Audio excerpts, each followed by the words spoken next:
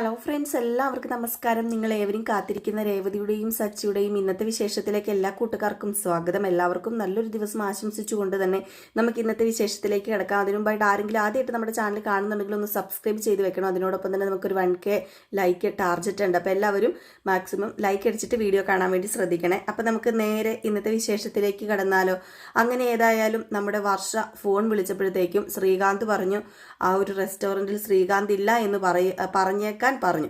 അപ്പോഴേക്കും അത് നമ്മുടെ വർഷ കേൾക്കുകയും ചെയ്തു കേട്ടോ. അതായത് ഫോൺ വെച്ച് കഴിഞ്ഞ് വർഷ വലിയ സങ്കടത്തോട് കൂടി നിൽക്കുന്ന ആ ഒരു സീനാണ് നമ്മൾ ലാസ്റ്റ് ഭാഗമായിട്ട് കണ്ടത്. ഇന്ന് നമ്മൾ രാവിലെ കാണാൻ പോകുന്ന സീൻ എന്ന് പറഞ്ഞാൽ ആദ്യം തന്നെ കാണിച്ചിരിക്കുന്ന നമ്മുടെ രേവതി വീട്ടിലേക്ക് ചെല്ലുകയാണേ. രേവതി വീട്ടിലേക്ക് ചെന്ന് കഴിയുമ്പോഴത്തേക്കും അവിടെ അയലോക്കത്തുള്ള കുറച്ച് ചേച്ചിമാരൊക്കെ നമ്മുടെ രേവതിയുടെ അടുത്തേക്ക് ഓടി വരികയാണ്. അപ്പോൾ രേവതിയെ കണ്ടപ്പോഴത്തേക്കും അവർക്കും ചെറിയൊരു സന്തോഷം. അപ്പം എന്തിയെ സച്ചിന്ന് ചോദിച്ചു. എല്ലാവരും ആദ്യം സച്ചിനെ ആട്ടോ ചോദിക്കുന്നത്. അതുപോലെ തന്നെ അവിടുത്തെ ഒരു ഓണർ ഉണ്ടല്ലോ, നമ്മുടെ സച്ചി വഴക്കുണ്ടാക്കിയ ആ ഒരു ഓണറും ഉണ്ടായിരുന്നു. അപ്പം ആ സ്ത്രീയും ചോദിച്ചു എന്തിയെ സച്ചി എന്തിയെന്ന് ചോദിച്ചപ്പോഴത്തേക്കും അത് പിന്നെ സച്ചി ഇല്ലാതെ ഇങ്ങോട്ടേക്ക് വന്നത്. ഇത് ആടിമാസമല്ലേ, ആടിമാസം നമ്മുടെ രേവതി ഇവിടെയല്ലേ നിൽക്കേണ്ടതെന്ന് പറഞ്ഞപ്പം അതൊക്കെ നിങ്ങൾ ഇപ്പോഴും ആചരിക്കുന്നുണ്ടോ? എന്തിനാ വെറുതെ ആ ചെറുക്കനെയും പെണ്ണിനെയും പിരിച്ചു വെക്കണത്? അതിൻ്റെ കാര്യമുണ്ടോ എന്നൊക്കെ ചോദിച്ചപ്പം ആചാരം പോലെ നടക്കുന്നതല്ലേ നല്ലത് എന്നൊക്കെ നമ്മുടെ ലക്ഷ്മി പറഞ്ഞിട്ട് രേവതിനെ കൂട്ടി അകത്തേക്ക് പോകാൻ തുടങ്ങുമ്പോഴാണ് നമ്മുടെ ഗജാനന്ദന്റെ കുറച്ച് ഗുണ്ടകൾ ആ പരിസരത്ത് വന്ന് നിൽക്കുകയും നമ്മുടെ ലക്ഷ്മി പറയുന്നതൊക്കെ ആ ഗുണ്ടകൾ കേൾക്കുകയും ചെയ്യുക. കാരണം ആടിമാസം ഫുള്ള് ഇനി രേവതി ഇവിടെ കാണും, സച്ചി ഇങ്ങോട്ടേക്ക് വരില്ല. അപ്പം രേവതി അവിടെ തന്നെയല്ലേ കാണത്തുള്ളൂ. അപ്പം ഇത് കേട്ടപ്പോഴത്തേക്കും ആ ഗുണ്ടകൾ ഒക്കെ പറ്റിയൊരു അവസരമല്ലേ, നമ്മുടെ ഗജാനന്ദന് വന്ന് അവരെ ശല്യം ചെയ്യാൻ പറ്റിയൊരു അവസരം ആയതുകൊണ്ട് തന്നെ എങ്കിൽ പിന്നെ നമ്മുടെ ബോസിനോട് പോയി ഒന്ന് വിവരം അറിയിക്കണമല്ലോ. ബോസിനോട് പോയി വിവരം ഒന്ന് നന്നായിട്ടൊന്ന് പറഞ്ഞു കൊടുക്കണം. ഇനിയിപ്പം അവളുടെ കെട്ടിയവൻ ഇവിടെ കാണില്ല, അവളല്ലേ ഇവിടെ കാണത്തുള്ളൂ. അവളും അവളുടെ അമ്മയും പിന്നെ ആ അനിയനെ കൊണ്ട് യാതൊരു പ്രയോജനവും ഇല്ല എന്നൊക്കെ പറഞ്ഞിട്ട് ഇവർ നേരെ നമ്മുടെ ഗജാനന്ദൻ്റെ അടുത്തേക്ക് പോവുകയാണ് കേട്ടോ. ഏതായാലും നമ്മുടെ രേവതി സന്തോഷത്തോടു കൂടി തന്നെ അകത്തേക്ക് കയറി ചെല്ലുന്നു.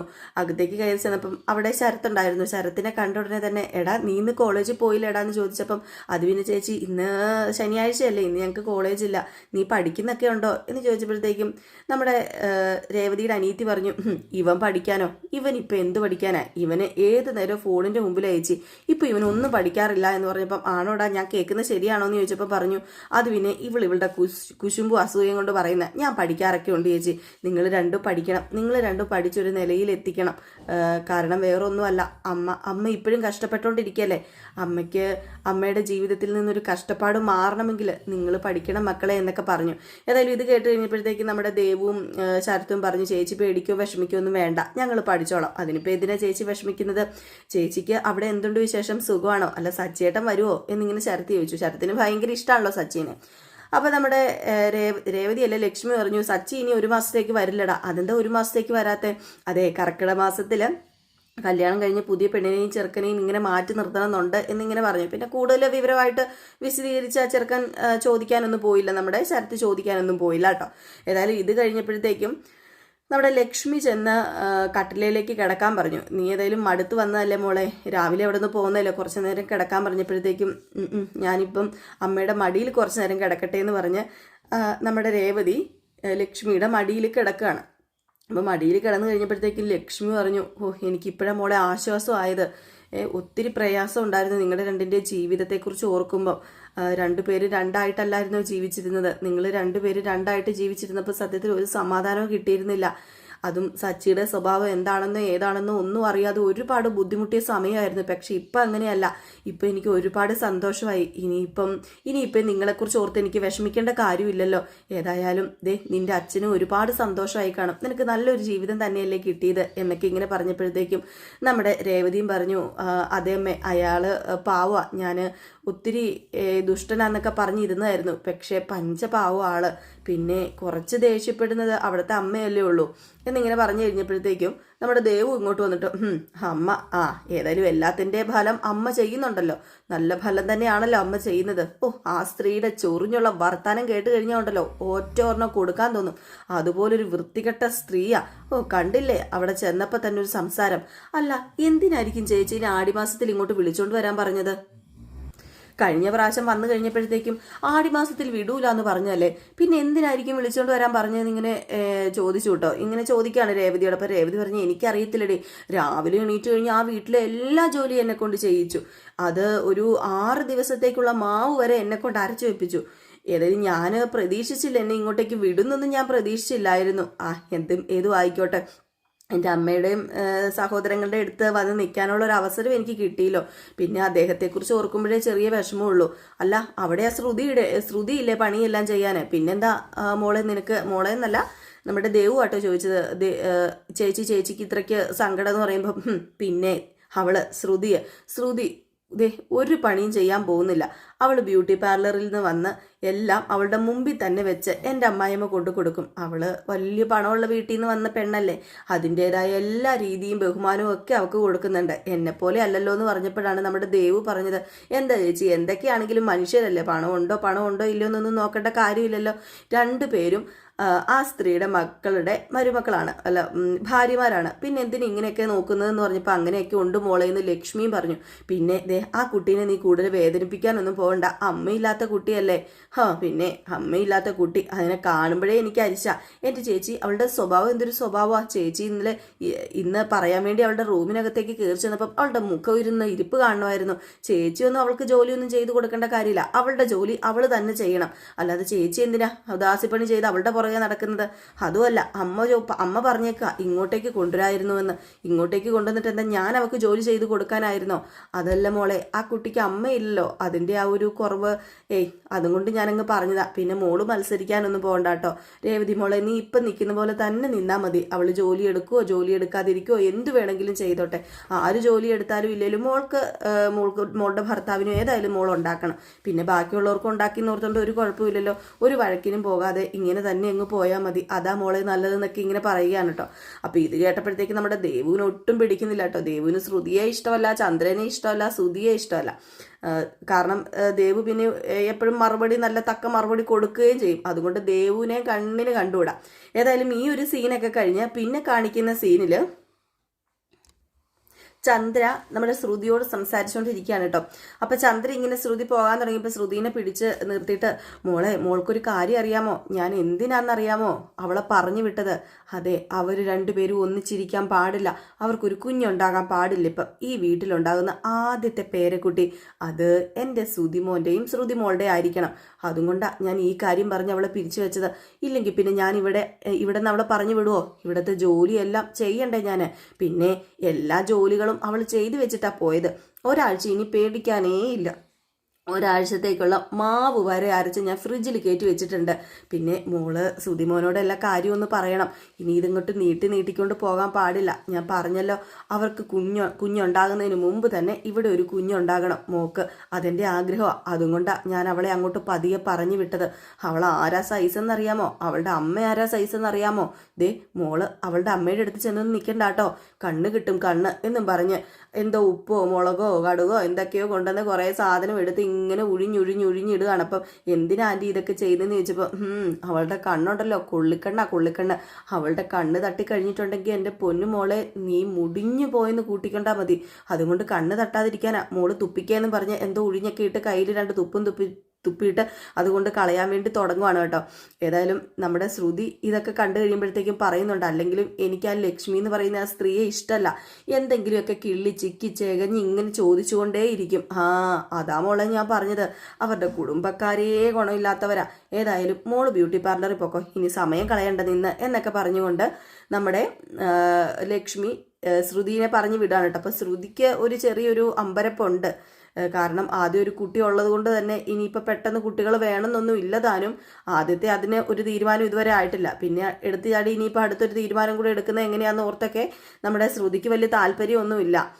എന്നിരുന്നാലും ചന്ദ്രയുടെ മുമ്പിൽ ഇങ്ങനെ അഭിനയിച്ച് ചിരിച്ച് സന്തോഷിച്ച് നടക്കുകയാണ് കേട്ടോ. ഏതായാലും ഈ ഒരു സീൻ കഴിഞ്ഞ് പിന്നെ കാണിക്കുന്ന സീന് വർഷേനെയാണ്. വർഷ 2ഉം കൽപ്പിച്ച് നേരെ റെസ്റ്റോറൻറ്റിലേക്ക് ചെല്ലുകയാണ് കേട്ടോ. അങ്ങനെ നേരെ റെസ്റ്റോറൻറ്റിലേക്ക് ചെന്നതും നമ്മുടെ ശ്രീകാന്ത് കണ്ടു. ശ്രീകാന്ത് കണ്ടിട്ട് ശ്രീകാന്ത് പെട്ടെന്ന് അവിടെ നിന്ന് മാറി. പക്ഷേ ശ്രീകാന്തിൻ്റെ ഫോൺ അവിടെ വെച്ചിട്ടുണ്ടായിരുന്നു ഒരു ടേബിളിൽ. അത് നമ്മുടെ ശ്രീകാന്ത് അറിഞ്ഞതുമില്ല. അങ്ങനെ വർഷ ചെന്ന് അവിടുത്തെ ഓണറോട് ചോദിച്ചു. ഓണർ എന്ന് പറഞ്ഞാൽ അവിടെ ഇരിക്കുന്ന ഒരു മാനേജറോട് ചോദിച്ചു, അതെ ശ്രീകാന്ത് എന്തെന്ന് ചോദിച്ചപ്പോൾ അയ്യോ ഇവിടെ ശ്രീകാന്ത് ഇല്ലല്ലോ എന്ന് പറഞ്ഞു.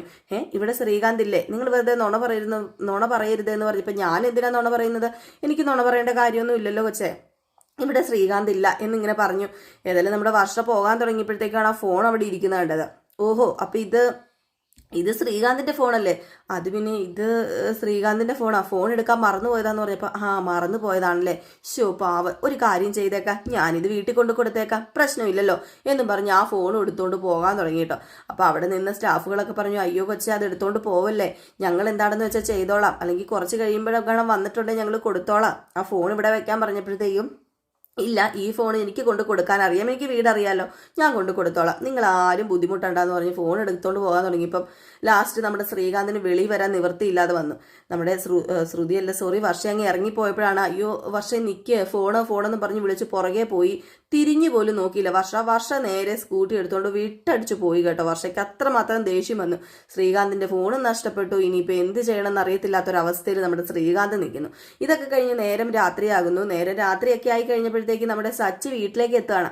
അപ്പോൾ സച്ചി രേവതി എന്ന് വിളിച്ചോണ്ടാണ് വരുന്നത്. കാരണം രേവതി ഒന്നും അവിടെ ഇല്ല, പക്ഷേ രേവതി എന്ന് വിളിച്ചോണ്ട് ആ ഒരു ഓർമ്മയിൽ ഇങ്ങനെ കയറി വന്നപ്പോഴത്തേക്ക് രവീന്ദ്രൻ ചോദിച്ചു, നീ ആരെയാണ് ഈ വിളിക്കുന്നത്, രേവതിനെയോ, രേവതി ഇവിടെ ഇല്ലെന്ന് നിനക്ക് അറിയത്തില്ലെന്ന് ചോദിച്ചപ്പോൾ അയ്യോ അച്ഛാ ഞാൻ ആ കാര്യം മറന്നു ചോദിച്ചു, അത് ഞാൻ ഓർത്തില്ലെന്ന് പറഞ്ഞപ്പം രേവതി ഇവിടെ ഇല്ല, നീ ഇനിയിപ്പോൾ അത് ഓർത്തിട്ട് ഇങ്ങോട്ടേക്ക് കയറി വന്നാൽ മതി എന്ന് പറഞ്ഞപ്പം അല്ല ഭക്ഷണമൊക്കെ ഞാൻ എടുത്തു തരാമെന്നും പറഞ്ഞ് എടുത്തു കൊടുക്കുകയാണ്. ഭക്ഷണം എടുത്തു കൊടുത്താൽ വായിക്ക് വയ്ക്കാൻ കൊള്ളുമോ, നമ്മുടെ രേവതിയുടെ ടേസ്റ്റ് ആയിട്ടുള്ള ഭക്ഷണങ്ങളൊക്കെ കഴിച്ച് സച്ചിയുടെ ആ ഒരു നാവെന്ന് പറയുന്നത് നമ്മുടെ ചന്ദ്രയുടെ കറിയോടൊക്കെ യോജിച്ച് പോകാത്ത രീതിയിലായി തുടങ്ങി.